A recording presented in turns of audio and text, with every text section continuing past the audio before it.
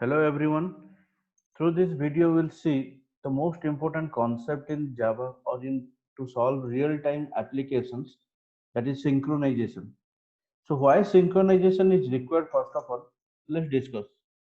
So suppose there is a single classroom and teacher A, B, C along with their students wants to conduct their class in that classroom. So the situation is like that multiple users are available to access a single resource. So here the problem has occurred. Why? Because suppose first come first serve basis. Now suppose teacher A is entering to the classroom and conducting the class. During the conduction of class, suppose any phone call or any emergency has occurred for teacher A, and teacher A is coming out. So the classroom cannot be idle. So what the teacher B will do? B will enter will to the classroom along with his or her students. Okay. Now same situation may occur for B. Now B will come out. Now A or C will enter. So there the problem will occur that not a single class can be conducted successfully. Okay. So this kind of situation will occur in real time. For that, in colleges, schools, we are keeping timetable. Okay, and we are doing the scheduling that in this particular classroom currently teacher A will teach. Now teacher B wants to teach, either B has to wait till A will complete or B has to move to another classroom. Okay, so through synchronization we will learn that how a single resource can be shared by multiple number of threads or multiple number of users. Okay, now if we'll brief this one, so you can know that multiple threads are actually having their independent code. Suppose A thread, B thread and C thread, they are having their independent section of code for execution. Like A teacher is having their timetable, B teacher is having his or her own timetable, C teacher is also having their own timetable. But there is a situation where they have to share a common classroom. Okay, so that means multiple threads are available for execution with their own source code, but during their execution there is known as critical section. One section of code is known as critical section code, where all these three threads will share a common resource. So who will access the resource and how they will resource, how the permission can be given, is known as actually synchronization. Okay, so whatever you have discussed, this is available in brief, that synchronization is actually used by JVM to control the access of multiple threads to any shared resource. Resource is limited and shared by multiple number of threads. Also, it allows only one thread to access the shared resource. Okay. Now, why this is required? Because this is required to prevent thread interference. Okay. So no thread can interfere any other thread. Okay. Okay. So now we can see how thread synchronization can be achieved. Now it can be achieved actually basically by using two different approaches. One is mutual exclusive. Second one is inter-thread communication in Java. Okay. Mutual exclusive means only one thread is allowed to enter to the critical section. Means only one thread at a time is allowed to access the resource. Okay, and how this mutual exclusive condition can be satisfied by using again three different approaches. Okay, one is synchronization method, second is synchronization block, third is static synchronization. Okay, now coming to synchronization method. Now what is actually synchronization method is all about? Now check, before going to the original concept, Let me give you one simple example. Okay. Now they are telling that suppose this is a building, multiple buildings are available in institute. Suppose this is building B1 and there are multiple number of floors. In one floor, one classroom is available. Suppose classroom number is 101. Okay. Now teacher A, teacher B, teacher C all wants to conduct their class in 101. So anyone wants to conduct the class through mutual exclusive property. That means only one faculty or teacher is allowed to enter to the classroom. So what they will do, they will take the help of one concept known as locking that we normally do in our real life. So anyone who will check that this classroom is vacant, they will put a lock on the classroom. Okay. So if A is putting lock, that means still A is not completing its execution or completing its class, then that room cannot be unlocked. B and C teacher will wait outside till the status of the room will be unlocked. Once A will complete, then B and C, anyone will enter. Anyone will enter, will again put a lock on the classroom and then will conduct the class. Okay. Static, sorry, your synchronization method says that you put a lock in the entire building. Clear? At the entrance of the building, you put the lock so that nobody else can enter to the building. Okay. So let's see the example that how actually synchronization method works. Okay.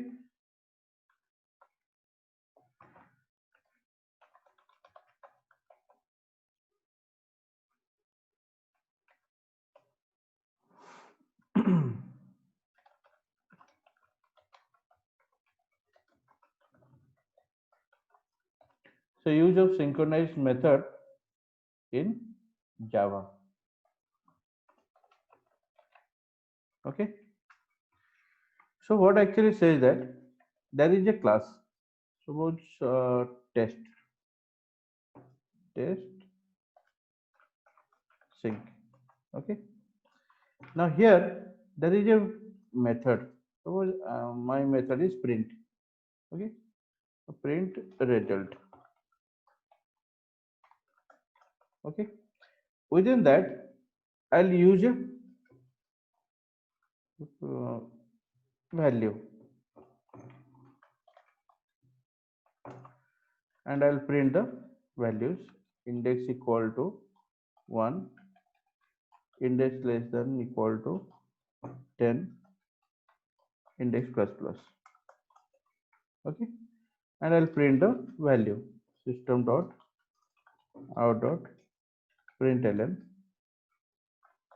value is index. Okay.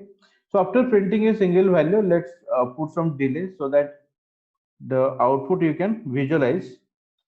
And I have told in the last video that whenever you are interrupting, you have to write down within the try catch block so that there will be no problem or abnormal termination. Suppose I am giving 300 millisecond as delay.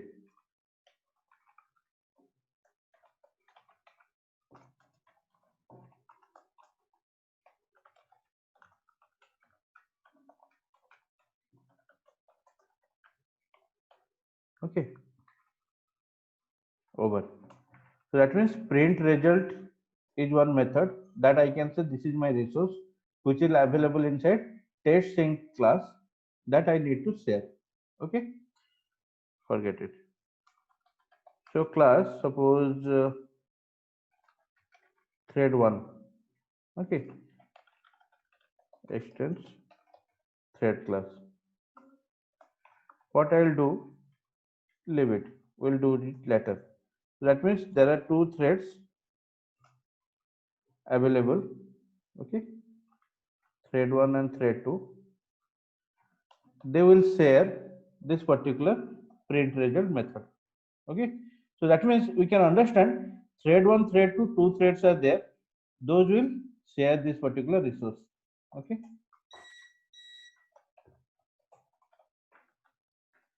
demo sync method. Inside that I am writing the main method.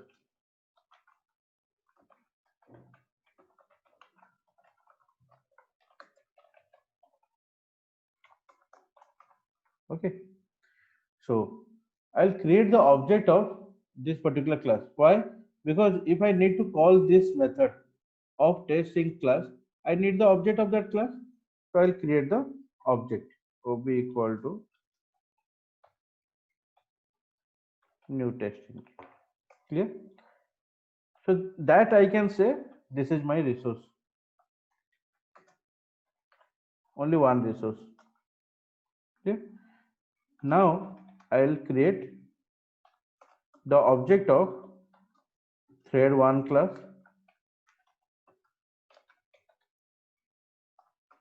and I'll pass the resource ob because they're sharing. Similarly, I'll write down for thread2 and I'll share the resource ob. Okay, so ob1 and ob2 I have created. Then I'll just call ob1 dot start, ob2 dot start. Done. So once I'll create the object of thread1 class, instantly its constructor will be called.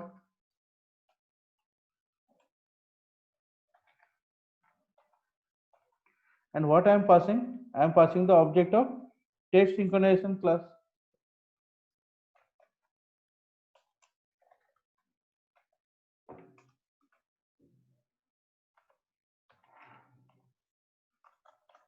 Okay. Now I'll create another object, suppose ob3, or if I want, I can keep the same name also. So then I have to use this keyword, but let's, I am not doing that. Okay. So whatever the object I am passing here, I am catching through the constructor of the same class and then assigning it. Okay. And after assigning, what is actually my objective? Now I have to write down or define the run method here, and inside the run method I have to call the print result method. Clear? Okay, but I cannot call directly, so I have to use ob3 dot print result method. Okay, so finally you can understand our objective, that the run method of thread1 should be called, but inside run method I will access the resource print result method. To access print result method, I need the object of test synchronization class. Okay, and how I'll get the value? Now the common resource whatever is available here, that I have to pass during the creation of the object of thread1. I'll cache through the constructor, and then I'll use that object to call the print result method. Okay, and the same thing I have to write down here in the second thread, but here the object is this one. Name I can keep same, but let's change so that you will not be confused. Okay, so while creating the object, the same object I am catching here, I am assigning to ob4, and through that I am calling the print result method. Okay, now let's do one thing here. I have not done any kind of synchronization. Okay, so if I am not doing synchronization, then what is the problem? Let's visualize that one. Okay,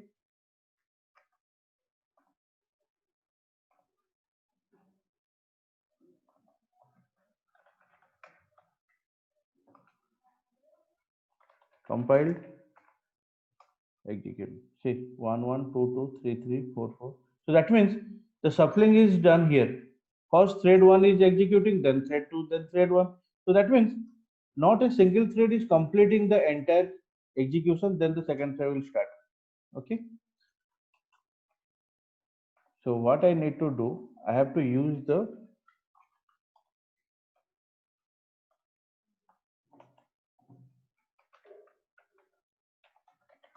the keyword synchronized before the method.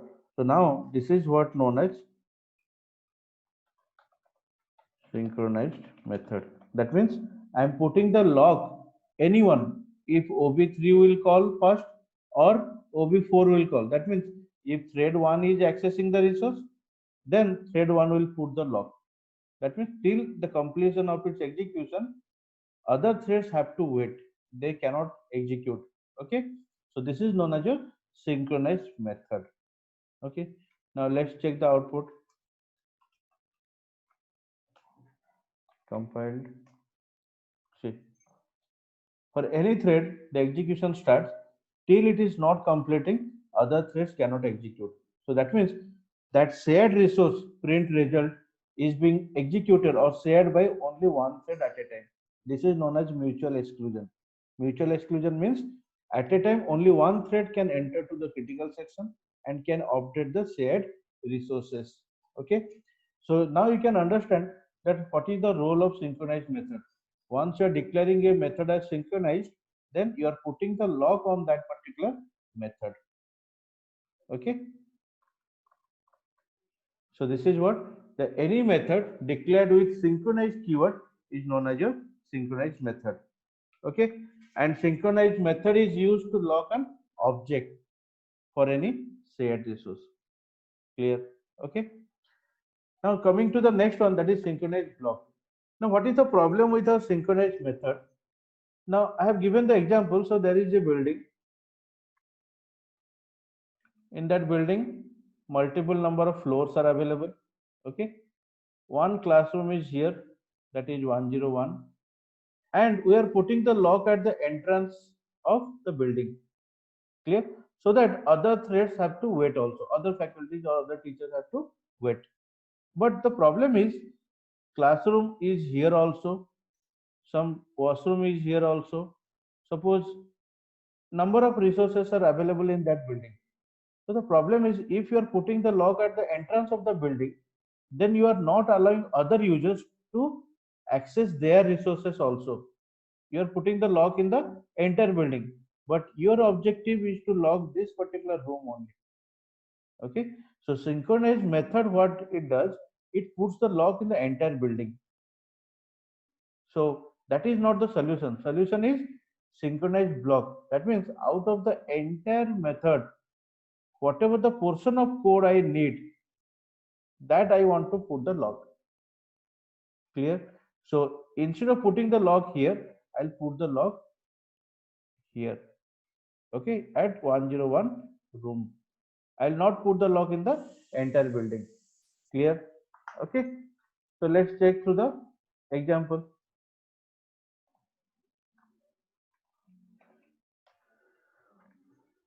So the same example, I'm just modifying the content.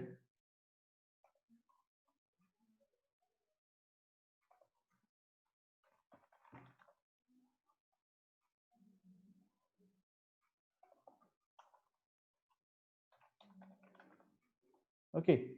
So that means if I'm writing synchronized here and some statements are also here, a system dot out dot println welcome. Okay.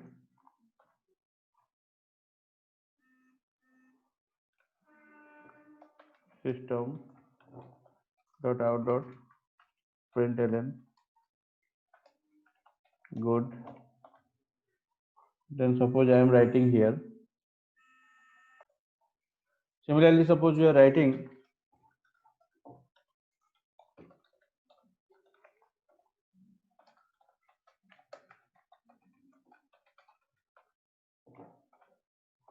okay. So if I'm putting synchronized here, then the entire block total code is being logged.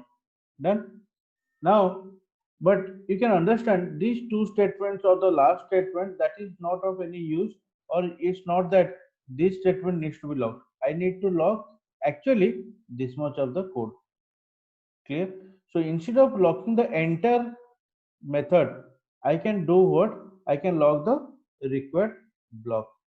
Okay. So here, Suppose I need to block this particular code. So I'll write down synchronized. Okay, and then I'll add on this because it will mention that which object is currently executing.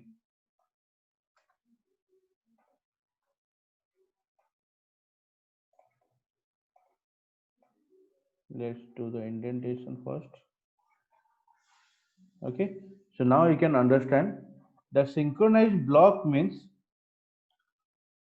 you are declaring or you are putting the lock in a portion of code, not the entire block. Clear? Okay, so now you can see it will call the run method. Now, once one thread will enter to the synchronized block, then this particular block will be locked. Till the completion of the thread, other threads are not allowed. But these statements, welcome, good, over execution, are not logged. They are independent. Clear? So let's see.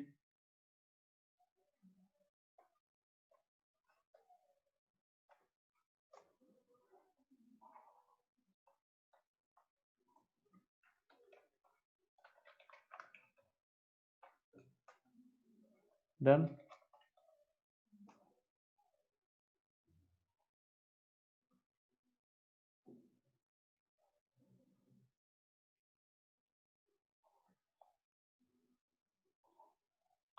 What happened?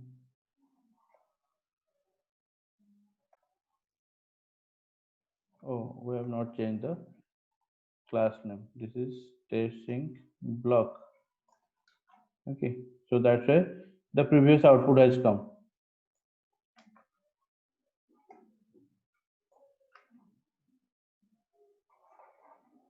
Over here also you need to change.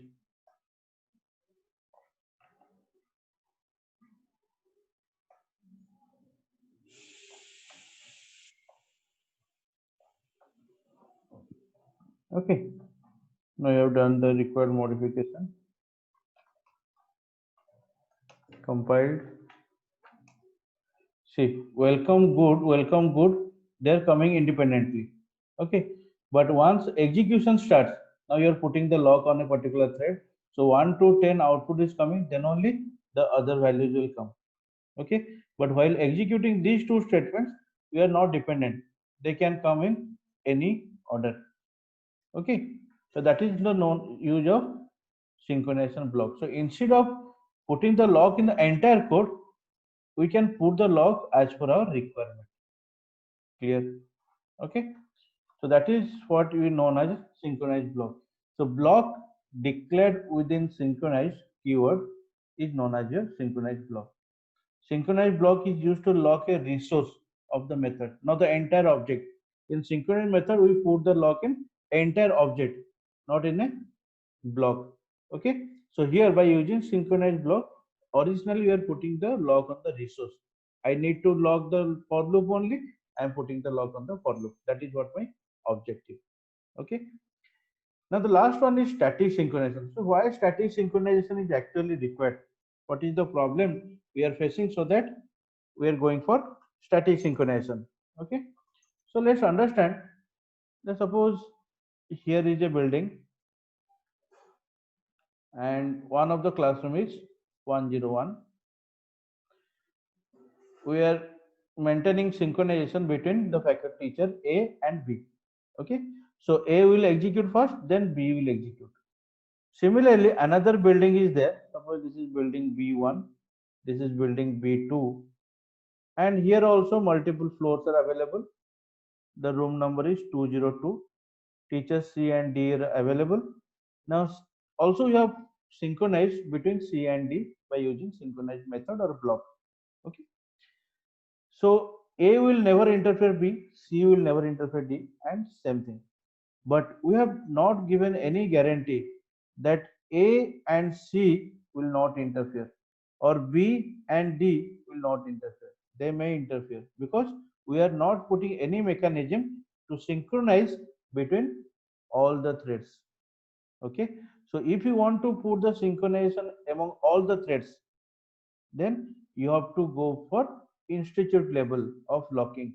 That means you have to entirely lock the class, not the object, not the resource. Okay, I hope all of you have understood the problem, that for a single block, suppose this is computer science building, we are putting the lock between the, or we are keeping the synchronization between the teachers of computer science. So they may maintain synchronization. Suppose this is electronics building. Now we are maintaining synchronization between the faculties or teachers of electronics. So they will follow the rules. But whenever it will come to institute level, now you are not putting any synchronization. So one faculty of computer science can interfere and one faculty of triple E. Clear? So if you want to maintain synchronization among all the faculties or all the teachers of the institute, then you have to put the lock on the institute level.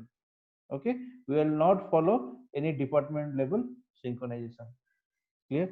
So there you have to go for locking of concept of class. Clear? Now you can check static method. First of all, the method is static, so that's why if you're putting the lock on the static method, then that is known as your static synchronization. Okay, so you have to use the keyword synchronized for static method. And static synchronize is used to lock a class, not the object. How? Let's check. Suppose the same, instead of this one, let's say I'm copying the same example.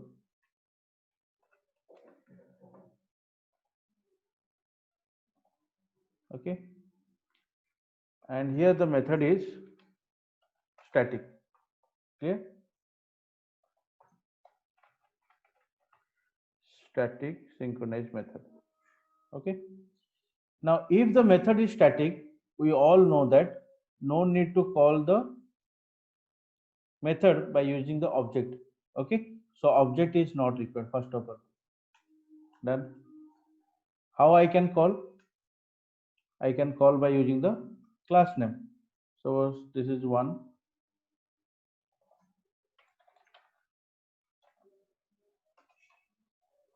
Okay, same thing.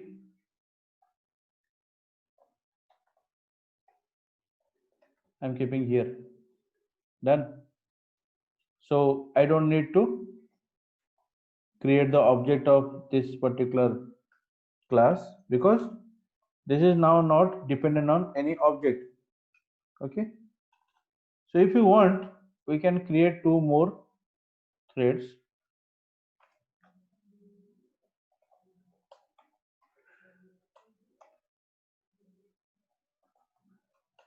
Three, and this is four. This is also three. This is also four.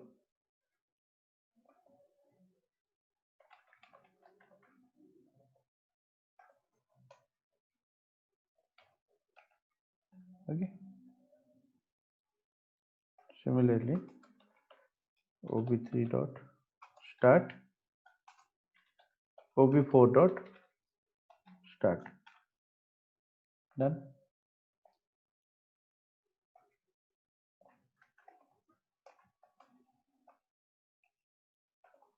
Same thing, ob3, ob4. Okay, so everything I am just sharing the resource, which is a static method. Okay, and as it is synchronized, so one thread will execute at a time. Done. Check.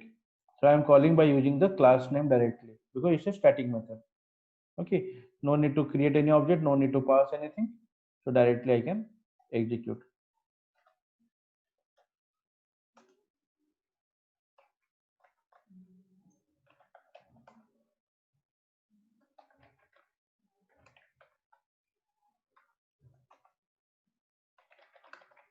Run.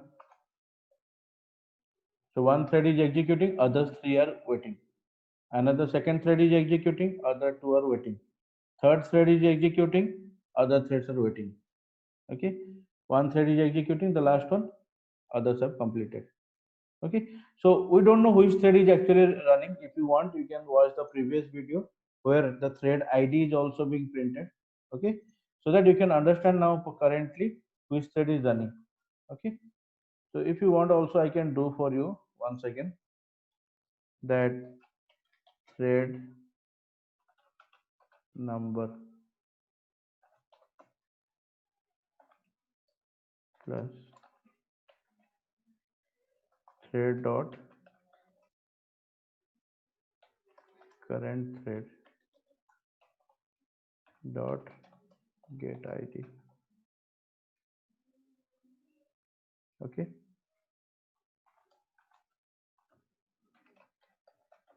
value equal to, okay, so thread dot current thread dot get id, then value is this one.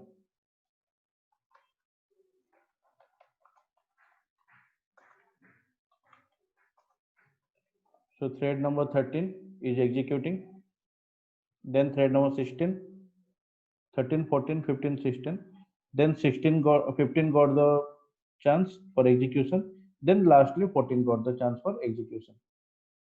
Okay, so any number of times you will execute, you may get different output.